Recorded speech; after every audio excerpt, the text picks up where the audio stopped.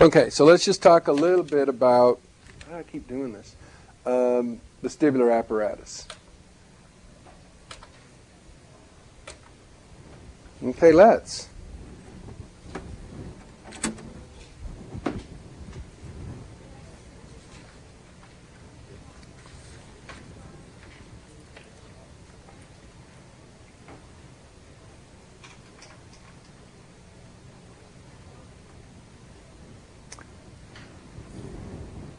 Our presentation is being modified by the preferred customer, whatever that means.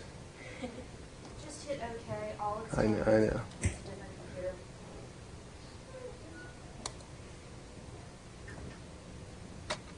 There we go. Okay. Vestibular structure. There's three structures within the vestibular system that we're going to talk about. And so one is that we have, well, two structures. One is the utricle and one is the saccule. Okay? We won't get too far into these, but we'll start with the utricle and saccule. Oops. Let me back up here. So I'm not sure this information is in you. I don't know if it's in your notes or not, so as I go, let me know. So we have utricle and saccule, and those are known as otolith organs. Okay? O-T-I-L-I-T-H. Otolith organs. O-T-O-L-I-T-H.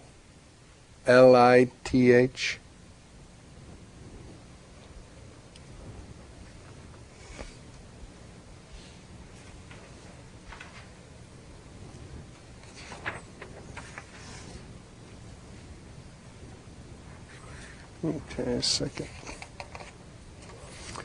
All right, so what we have in these two organs, they're a structure that have, base to them or a floor, and then they have little hair cells, and then they have little otoliths, which are little calcium carbonate type deposits that sit on top of these hair cells. And that looks somewhat like this in this picture here. Okay, so in the utricle, when your head is level, then these hair cells are essentially horizontal with respect to gravity.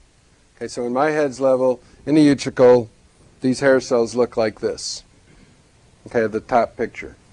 So what happens if I experience linear acceleration in this plane? So if I move straight forward. Pardon me?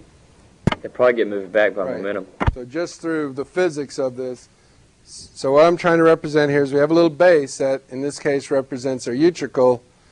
We have little hair cells which are the neuroreceptors, or they're the actual receptors, and they have little rocks that sit on top of them in this gelatin mass. So as I move this direction, what's going to happen? These rocks are going to bend the hair cells. Okay, and it's the bending of the hair cells that stimulates action potentials. Okay, so the utricle responds to horizontal acceleration or tilt with respect to gravity. So obviously if I tilt my head this way, the same phenomenon is going to happen. That these little rocks are going to go back and bend the hair cells. Okay, so the vestibular system is also a form of what? A mechanoreceptor. Okay, because these hair cells are physically being deformed. Okay, and that's our definition of mechanoreceptor. Okay, the source of energy is a mechanical source. Okay, and it's that the rocks are going over the hair cells. Okay, so what I want you to know is that otoliths respond to horizontal acceleration purely because of their arrangement in our head and tilt with respect to gravity. So anytime I'm going to tilt my head, the same process is going to happen. I'm going to bend hair cells.